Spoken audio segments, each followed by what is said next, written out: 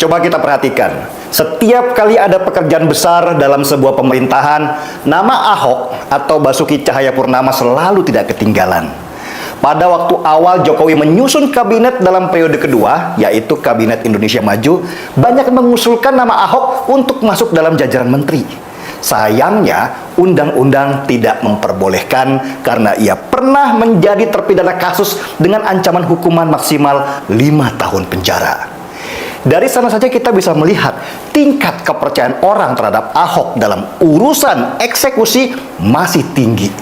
Ahok mempunyai kemampuan manajerial yang mumpuni. Ia tipikal eksekutor tangguh dan sistematik. Kita masih ingat saat Ahok menjabat Gubernur Jakarta menggantikan Jokowi. Kemampuan Ahok di atas rata-rata dalam membereskan banyak hal di Jakarta. Ia multitasking, bisa melakukan banyak hal besar dalam waktu bersamaan. Mulai dari menerima warga dengan sejuta keluhan mereka di balai kota, sampai mengerjakan proyek besar supaya Jakarta tidak banjir lagi. Dan penduduk Jakarta banyak merasakan manfaat ketika Ahok menjadi gubernur. Transportasi jadi nyaman, kemacetan juga jauh berkurang, dan kota tertata pelan-pelan. Sayangnya, Ahok tidak lama menjabat. Ia harus kalah karena warga Jakarta lebih suka pemimpin yang seiman meski kerjanya lamban. Jakarta pun kembali seperti semula, malah lebih parah karena hanya dijadikan panggung pencitraan. Jokowi yang pernah berpartner dengan Ahok saat menjabat sebagai gubernur Jakarta sangat paham cara kerja Ahok. Ahok itu seperti bulldozer. Ketika ia punya tujuan, ia tidak peduli dengan banyaknya penghalang. Semua yang ada di depan dihantam. Dia punya target jelas kapan pekerjaan itu harus selesai. Ahok memang bukan politikus. Ia tidak mampu kompromi dan tarik ulur dengan sekitarnya. Ibarat main layang-layang, Ahok tidak pernah mengulur benangnya.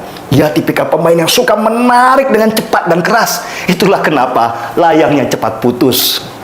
Menempatkan Ahok pada tempat yang salah jelas akan menimbulkan keributan. Tapi jika tempatnya benar, Ahok bisa menjadi sebuah mercusuar.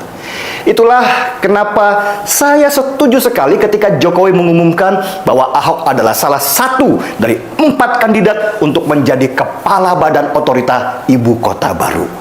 Inilah tempat yang sangat tepat untuk Ahok. Bayangkan, ibu kota baru nanti akan dibangun dengan dana sampai 500 triliun rupiah. Dan sebagian besar dana diperoleh dengan model kerjasama bersama beberapa investor asing. Sebagai orang yang punya dana, tentu investor-investor itu ingin dananya bisa dimanfaatkan dengan efektif. Tidak dikorupsi, apalagi dibuat pesta pora para tikus berdasi. Ini berhubungan dengan kepercayaan. Orang yang memegang proyek itu tentulah harus mereka yang punya pengalaman dalam mengelola kota besar. Kan saya kan DPP yang mendukung Trump dan Bang Rano. Jadi saya bertanggung jawab juga untuk kemenangan Mas Pram dan Bang Rano. Bukan cuma bertanggung jawab untuk sekedar menang, tapi bagaimana Mas Pram. Teman-teman, kembali lagi bersama dengan saya di channel ini. Salam untuk perubahan. Nah, teman-teman, dalam sebuah cuplikan video yang barusan kita saksikan tadi, tentu ini sesuatu yang sangat menarik sekali apa yang telah disampaikan oleh Bang Denny Siregar terkait tentang politik Ahok, teman-teman. Nah, ini bicara masalah Ahok lagi, teman-teman. Kita lihat seperti apa tanggapan para netizen ya dalam pernyataan tersebut. Orang seperti Ahok ini itu langka di Indonesia. Ini sangat butuh ya sosok seperti Pak Ahok. Jadi kita berharap agar ya ada orang-orang yang sama seperti dengan Pak Ahok ini.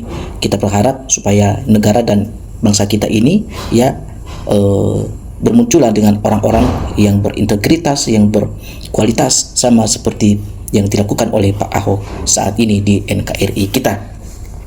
Dan selebihnya, teman-teman, selanjutnya kita melihat bahwa Pak Ahok sampai di penjara pun itu hanya keputusan politik. Ya, sebenarnya Pak Ahok memang tidak bersalah dalam hal itu. Kalau ini benar, ya Bapak Prabowo benar-benar orang yang tulus, ya, dan bersih hatinya.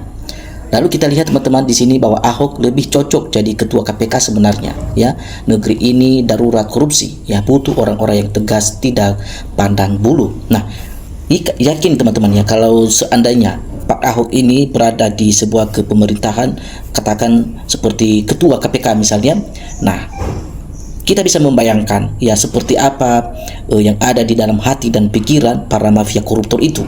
Ya sudah pasti ya para koruptor itu akan keringat dingin ketika mereka mendengar dan melihat kalau nama Ahok bisa menjadi ketua KPK ya, atau menjadi sebuah ya komisi pemberantasan korupsi. Ya, sehingga ya tidak lagi ada waktu dan ruang bagi para koruptor ini untuk merampas atau mengkerut uang negara. Nah, ini yang pertama yang harus kita perhatikan ya. Kalau kita lihat selama ini teman-teman, percuma saja ada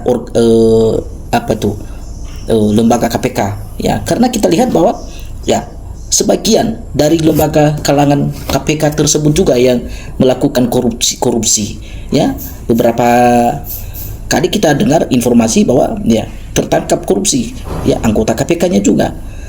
Tidak tertutup kemungkinan juga anggota Kejaksaan Agung. Nah, jadi kenapa ya tidak ada keseriusan untuk menjalankan amanah yang sudah diberikan oleh negara kepada mereka ya. Justru para pejabat-pejabat ini ketika mereka sudah dilantik dan disahkan ya, jadi mereka pikir ya mereka berkesempatan untuk melakukan seenak-enaknya mereka, untuk memakai uang negara, untuk menghambur-hamburkan uang negara, atau untuk menghabiskan uang negara. Dan setelah itu nanti siapa yang tersiksa? Ya, ujung-ujungnya impasnya kembali kepada rakyat Indonesia. Yang miskin makin miskin, tambah miskin. Yang kaya tambah kaya dan terus kaya. Nah, itu yang terjadi di negara kita ini, teman-teman. Bukan terjadi selebihnya, atau misalnya yang miskin ya bertambah mampan atau ekonominya semakin bagus dan semakin kaya. Nah, jadi yang kaya biarlah tetap yang kaya ya. Nah, jadi kita berharap kalau bisa Pak Ahok ini ya direkomendasikan menjadi ketua KPK. Ya, kita sangat bersyukur sebagai masyarakat Indonesia. Kita yakin dan pasti bahwa ada satu ya perubahan yang sungguh-sungguh terjadi bagi bangsa dan negara kita ini. Nah, cocok ya susun pemerintahan baru ya yang bersih, bebas dari korupsi ya. Pilih pejabat-pejabat yang bersih dan profesional ya. Yang ini ada yang menyampaikan bahwa yang saya sangat senang lihat Ahok adalah tidak korupsi. Nah, berani, tegas, pinter, dan komisaris utama Pertamina saja dia tinggalkan, padahal gajinya besar, belum lagi yang lain-lain. Nah, jadi kalau memang kita lihat teman-teman ya, bahwa kalau Ahok ini sebenarnya niatnya jahat atau niatnya tidak baik bagi bangsa dan negara, ya bisa saja itu sangat menjadi kesempatan besar bagi dia saat beliau ya menjadi direktur utama di Pertamina ya, karena itu gajinya sangat luar biasa sekali teman-teman, tidak bisa terhitungkan saking besarnya, dan belum lagi permasukan lain. Tetapi apa yang terjadi ya, Ahok memilih tetap meninggalkan Pertamina karena di situ sarang mafia koruptor ya. Jadi Ahok ya pintar teman-teman ya, pintar sehingga dia menggeserkan dia di situ jabatannya untuk meninggalkan Pertamina, supaya nanti setelah itu dia berani baru bisa membongkar seperti siapa aja pemain yang paling terkoruptor di perusahaan Pertamina ini. Nah, jadi ya ini kalau kita berpikir secara logikanya teman-teman ya, kalau saja Ahok itu orangnya ada, pikirannya ada niat untuk korupsi, ya tidak mungkin dia untuk tetap bertahan, tidak bertahan di komisaris utama ini teman-teman, di komisaris utama ini. Atau jangankan dia berkorupsi, kalau dia niatnya untuk terus memperkaya diri ya, untuk memperkaya diri hanya mengejar harta dan jabatan, tentu dia aman-aman saja. Tapi apa yang dipilih Pak Ahok? Ya, dia merasa cukup yang ada padanya dan memberikan kesempatan kepada yang lain, dan uang hanya sementara, harta hanya sementara ya, sehingga dia selalu memiliki niat untuk menolong orang lain dan membantu ya masyarakat ya. Maka ini yang dirindukan oleh masyarakat Indonesia, supaya sosok pemimpin seperti Ahok ini berada di sebuah kursi pemerintahan ya, entah itu wakil presiden, entah itu dia presiden, entah itu dia masuk dalam kabinet. Tapi kita lihat ya, ketika hal itu tidak sejalan dengan pikiran Ahok ya, maka Ahok tidak akan segan-segan untuk meninggalkan sebuah organisasi atau sebuah lembaga tersebut ya. Kenapa? Ya bukan kita mengatakan Ahok paling benar, tapi kalau dia sudah merasa tidak sejalan apa yang dia lakukan sehingga tidak sesuai dengan kebenaran ya, maka Ahok siap untuk kehilangan jabatan ya, meninggalkan hal itu. Nah, jadi kita berharap teman-teman ya, agar Pak Ahok bisa merupakan aset bangsa yang sudah terbukti ya, kinerjanya bukan kaleng-kaleng, dan negara akan rugi kalau Pak Ahok tidak ditempatkan pada tempat yang tepat ya. Di saat ini sulit ya untuk mencari orang seperti Pak Ahok teman-teman, yang memiliki kredibilitas yang kapasitasnya sangat memadai sekali.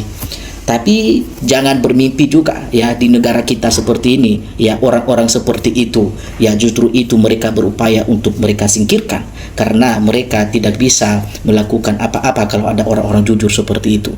Tapi kita berharap supaya ya Pak Ahok kembali lagi diterima di sebuah kepemerintahan cepat atau lambat ya. Jadi bagi teman-teman yang ingin memberikan tanggapan atau komentar, silakan teman-teman tinggalkan komentar Anda di dalam video ini. Salam untuk perubahan.